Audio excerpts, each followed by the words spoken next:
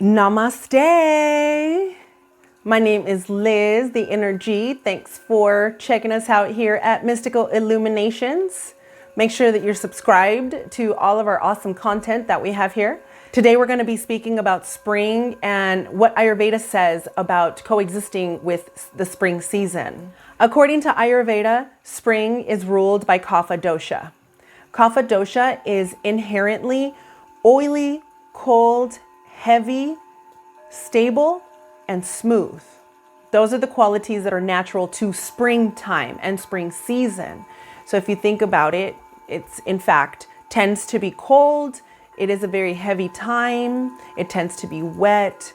It tends to rain, and it does feel it's like a heavier kind of time. It's hard to get going. Something that is inherent to Kapha Dosha. It is heavy.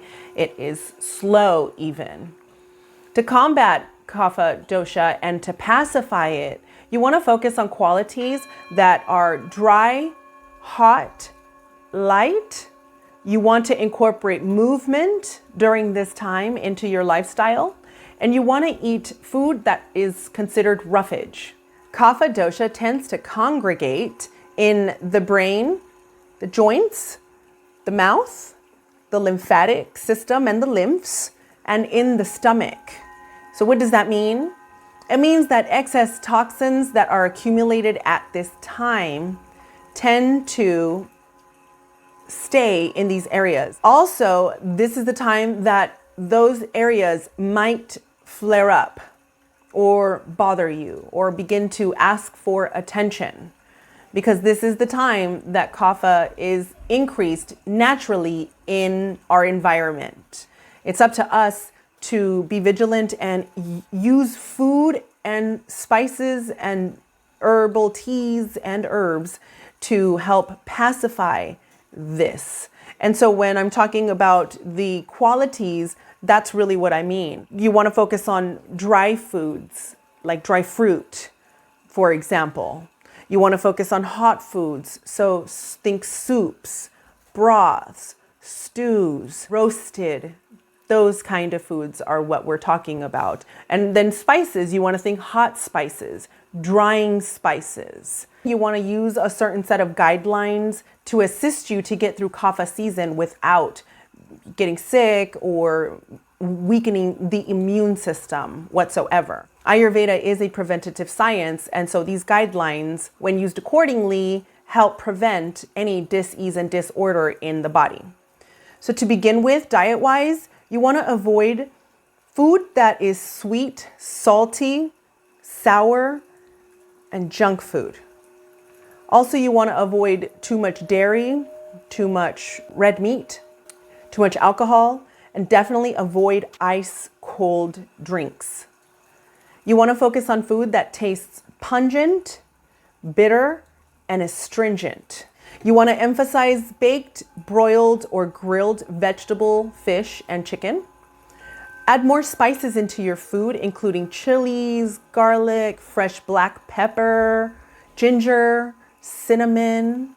Also, when you are eating, you want to leave space. You do not want to eat until you're full. You want to leave some room in there to digest. And you want to drink room temperature or warm drinks only during this time. Breakfast is recommended between 6 and 8 a.m. Piece of toast with butter and maybe tea, or a bagel that's lightly toasted with butter.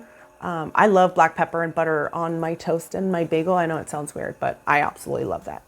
Then lunch should be around noon, and it should be something light, maybe like some kind of sandwich, a hummus sandwich or a dip with veggies, a salad with a side, maybe a hummus dressing or something along those lines, or a small piece of protein with some greens on the side.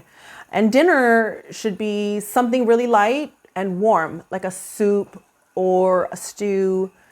Snacks are recommended, popcorn, rice cakes, garlic toast, cinnamon toast, and definitely you want to get in some exercise, whether that's walking, jogging, dancing, maybe some aerobics, some yoga. You want to do meditation and pranayama, do asana if you'd like. You can do chest openers Chest openers are fantastic for Kapha Dosha, mainly kept between the lungs and the stomach, the upper stomach.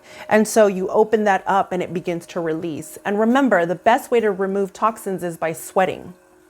Your skin is the largest organ, therefore sweating it out is the best way to release all toxins, period. Now, according to your lifestyle, these daily practices should be done every single day. You want to rise before the sun, so before 6 a.m. You want to plan your day in the morning. You want to try to use as much energy as you can between 6 a.m. and 10 a.m., which is Kapha Dosha time. Avoid snacking during this season if you can at all possible. If you can't, then use the list and suggestions that were mentioned earlier. Exercise every single day and avoid sleeping in and or taking naps. And try to get to bed by 10 p.m. And lastly, do not skip any meals and try to avoid snacking. Again, snacking is a huge thing for Kapha. I'm a Kapha Dosha, I just love to eat. I think that's just it, I just love to snack. Sometimes I say that I was incarnated in this life just to eat. I just came to try all the food and to eat. So I don't know. This is a time that can be heavy on your emotions. So you kind of want to take it easy and be light and carefree during this time as well. If you have any questions, please reach out to me. I highly recommend that you book a free dosha quiz to at least get to know what your dosha type is. Link is down below at clearsightconsulting.net. My name is Liz, the Energy. Don't forget to like and subscribe.